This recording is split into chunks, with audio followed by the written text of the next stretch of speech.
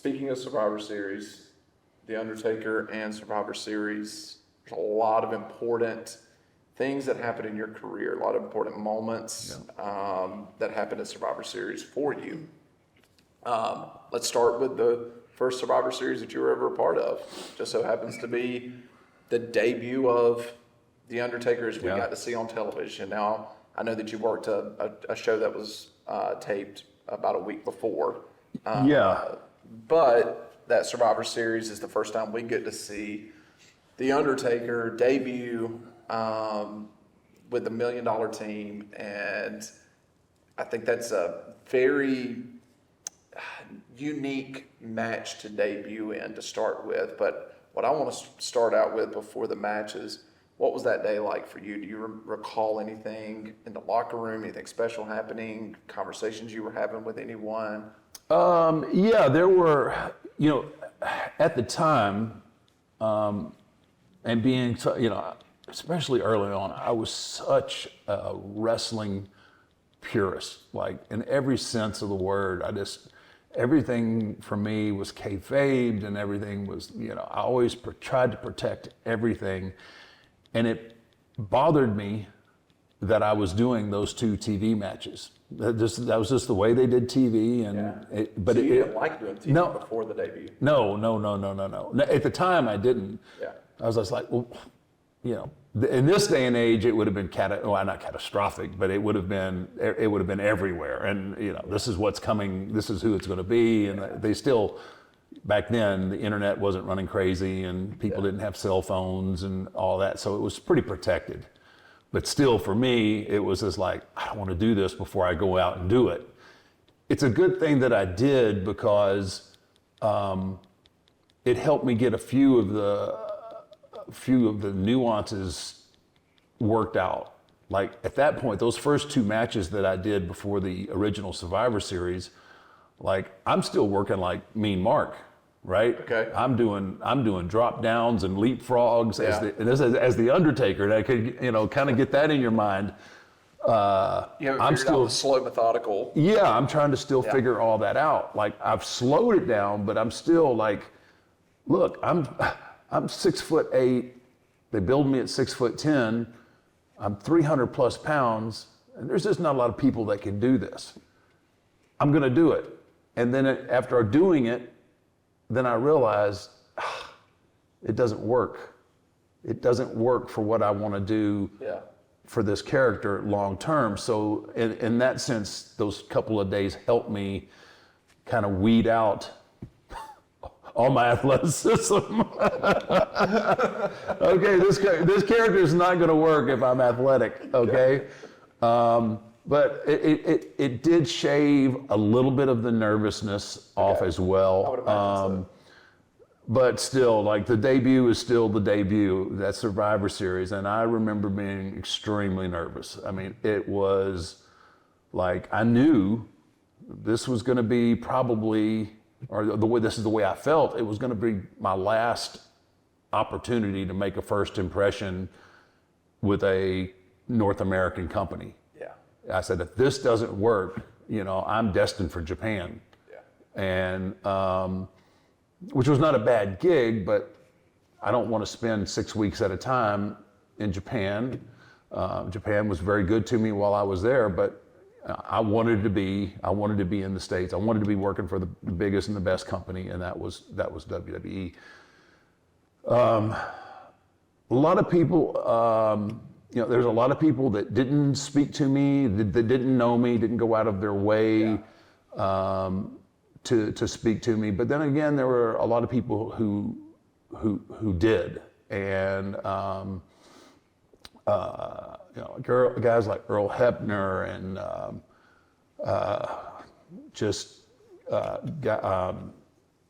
Jimmy Hart was there. It was hey, take it easy, kid. It's all going to be good. It's all just reassuring me that everything was going to be good, and just kind of building my confidence up. But you hear that, but you're not ready to, you're right. That's you're nervous. This is everything kind of rides on this. you know, at the time I felt like I'd already burnt that bridge. Not that I would have ever went back anyway to WCW, but you know, I put some TNT under that bridge and let that bitch go, right? So that wasn't an option. There wasn't anywhere else really running in the States. So I knew this was my last opportunity at you know, being something big or something successful. So probably put more pressure on myself. And then, I mean, everyone in the match was, you know, they were phenomenal.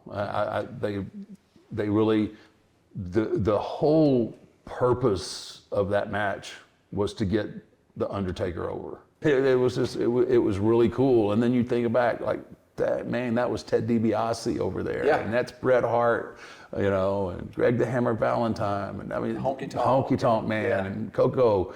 You know, these are guys as I was training, you know, at different time periods, you know, as I'm training, trying to work my way up, these guys are all having their different, you know, they're having at different times, but they're all having their runs. Yeah. And you're like, you know, Honky Tonk Man, what a run he had as Intercontinental Champion, right? Maybe one of the greatest champions of all time. Could be. It was, so it was definitely a butt puckering moment. I mean, I think I played it off pretty well, but it was, I don't think that it could have went, I don't think it could have went much better than it did. And the fact that everybody in that ring today is in the Hall of Fame is pretty. Yeah, that's a pretty cool. Yeah, you know, that's pretty cool. Because the Hart Foundation's in the Hall of Fame, correct? With yes. Yeah. So Anvil's got in there, but yeah, it's to look at that match and that be your first match. We'll put that in quotations, your first match. It's pretty cool to look back and say, man, every single person in that ring ended up being a Hall of Famer. Yeah. And I know that you said those first two house shows helped you a lot to be able to knock, you know, some dust off or get some nerves out of your system or whatever. But apparently it didn't help you with the tombstone. Wow, man. Yeah. So okay. You didn't apparently you didn't perfect the tombstone. You didn't. I don't know if you even tried it in the other two matches because. All right. No, you just. I need you to get your thoughts together for a second because. We put out there on YouTube, you talking about the first tombstone, and you're talking about Coco, and man, the reactions, it's our first million-viewed video of the comments that have come across are absolutely gold. We could do an entire episode just on the comments. So once again, thank you fans for the comments on the Coco Beware tombstone video, but the funny part about the video was you said Coco thought that I gave him a little bit of a hard landing. I don't think so.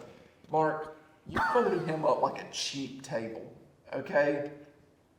All right. So since we did that episode, I've gone back and I've watched it a few times. Unfortunately, because I was so green. Okay. I did the tombstone away from hard camera, so you don't really see the impact that possibly could have been there. But I am a little more, what's the word? I'm